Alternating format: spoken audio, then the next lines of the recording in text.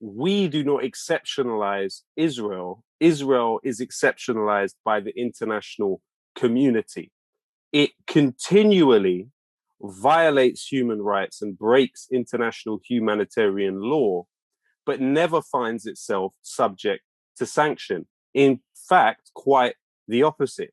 You look at the core of this issue is Article 11 of UN Resolution 194, the right of Palestinians to return. Today, we are in a situation where 1 in 3 refugees in the world are Palestinian.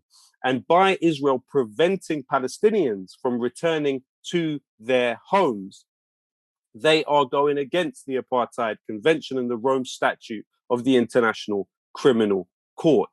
Israel acquires land by force. That is illegal according to international humanitarian law and the UN Charter.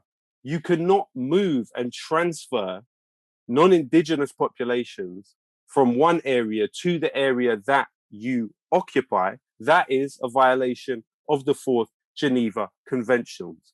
Paragraph 6, Article 49. Israel violates the right of the child by detaining approximately 500 to 700 Palestinian children annually, some as young as 12. And the most common charge that they receive is for stone throwing, for which the maximum sentence is 20 years.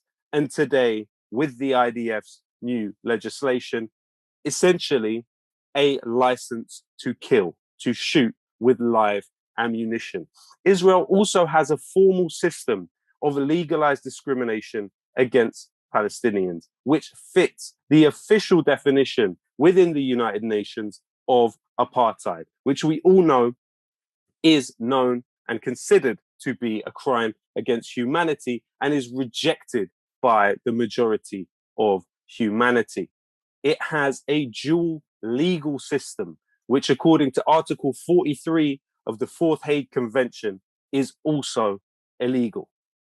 The International Court of Justice published its opinion in 2004 that the apartheid wall in the West Bank that Israel has built with Elbit Systems and other parasitic companies is illegal and should be dismantled. Yet here we are, 18 years later, and you still have that illegal wall standing.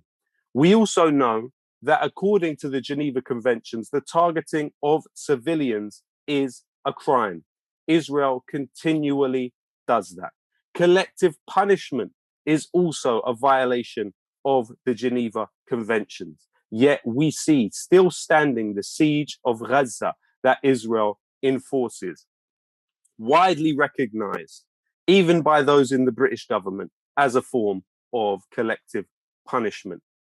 In 2020, there were 17 different UN General Assembly resolutions criticizing Israel.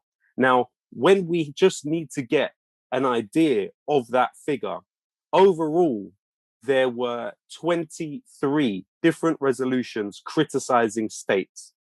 Out of those 23, 17 of them criticized the state of Israel. That's the reason for an organization like UN Watch existing. But what that clearly shows is that this state is outside of what the international community consider the norm of behavior. Yet there are no consequences. Israel refuses to define its own borders and has invaded every single country and occupied every single country that it is next to. Israel is believed to have carried out assassinations in at least 18 different states, from Italy to France to Cyprus to Greece to Norway to Germany, the UAE, Egypt, Jordan, Uruguay, Lebanon, Brazil, Tunisia, Belgium, Malta, Malaysia, Syria, and Iran. Is Israel punished for that? No, it is not. Does it face sanction? No, it does not. In fact, worse than that, the United States gives $10.4 million a day, $430,000 an hour, $7,000 a minute, and $120 per second of US taxpayers' money to racist, Israeli, supremacist apartheid in Palestine. And on top of that, you had recently US Congress vote to give another $1 billion to Israel on top of that in order to replenish its Iron Dome system, which essentially means a transfer of funds from the US taxpayer to US arms company Raytheon and Israeli arms company Rafael to replenish that Iron Dome system. In 2020, pro-Israel lobby groups and individuals gave over $33 million to members of US Congress.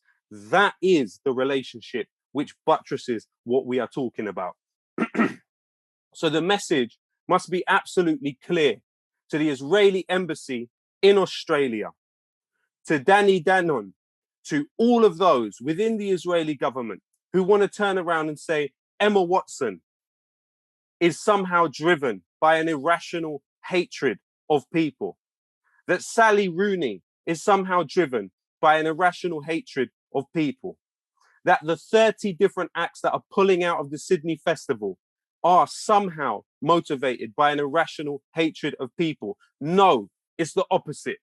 We are motivated by a love of humanity and a love of people. And despite all of the money that you invest in misleading people, in lying to people, in subverting people, we will continue to push and make your project more and more difficult by the day.